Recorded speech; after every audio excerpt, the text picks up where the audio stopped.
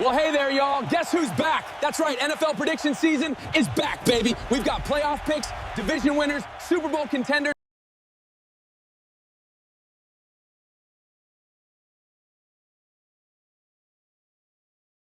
Buffalo had themselves one heck of an offseason, y'all. They brought in talent all over the field and managed to keep most of their core together. This team was already one of the best in football. Now they've added even more firepower on offense and more playmakers on defense. When I look across the conference, I don't see a more complete team. I've got Buffalo finishing a 14-3 and claiming the #1 seed. The AFC champs are back, but repeating it is one of the hardest things in sports. They added some talent to help keep the offense dangerous.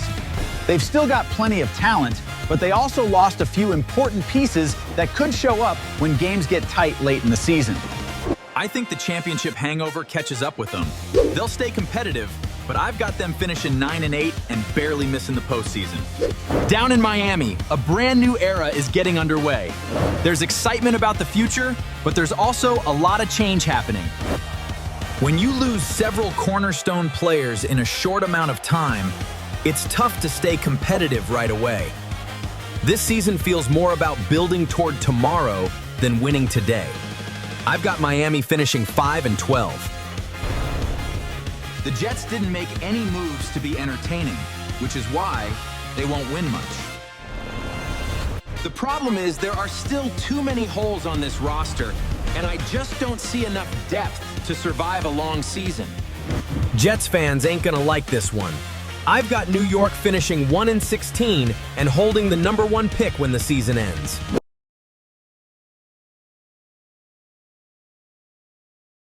The biggest story in Kansas City is the return of their superstar quarterback. Add an explosive running back to the mix, and this offense could be dangerous once again. The defense brings back most of its core playmakers, so there aren't many questions on that side of the ball. The biggest question is simply when the quarterback gets back on the field. Based on the recovery timeline and the talent surrounding him, I think they'll still be one of the conference's best teams. I've got Kansas City finishing 12-5. Now remember, y'all, these are just my predictions based on schedules, rosters, off-season moves, and tendencies we've seen over the last few years. Denver was about as close as you can get to an AFC championship appearance. One play goes differently, and we're probably talking about them in a completely different light. This team has talent all over the field and enters with high expectations. The challenge now is handling a tougher schedule and proving last year's success wasn't a one-time thing. Being one of last year's top teams means a tougher path this season. I've still got Denver making noise, but finishing 11-6.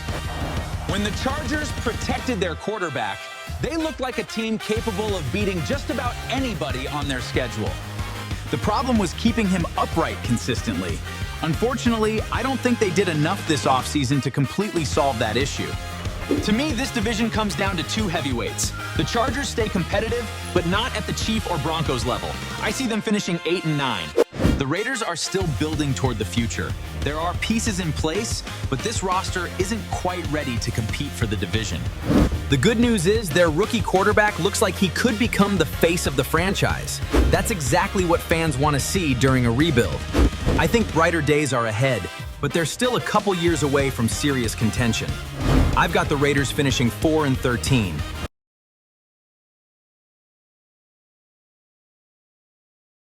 Baltimore isn't rebuilding, and they sure aren't taking a step back. This team still has one of the most dangerous offenses in football. When their offense gets rolling, they can overwhelm teams in a hurry. They're explosive, physical, and tough to prepare for week after week. The schedule lines up nicely, and I think that helps them stack wins. I've got Baltimore finishing 12-5 and taking the division title. Pittsburgh quietly made the playoffs last season, and not enough people are talking about how competitive this team can be. This roster has a lot of experience, and that's both a strength and a concern. Veteran teams can be great early, but sometimes wear down late. I think Pittsburgh stays in the hunt all season long and sneaks into the postseason again. I've got them finishing 9-8. Cincinnati might be the hardest team in the division to figure out. On paper, they look like they should score points and win games consistently. The problem is consistency. When their offense is healthy, they're dangerous. When it struggles, the entire season feels different. I think they'll be competitive every week, but they'll come up just short. I've got Cincinnati finishing 9-8 and narrowly missing the playoffs.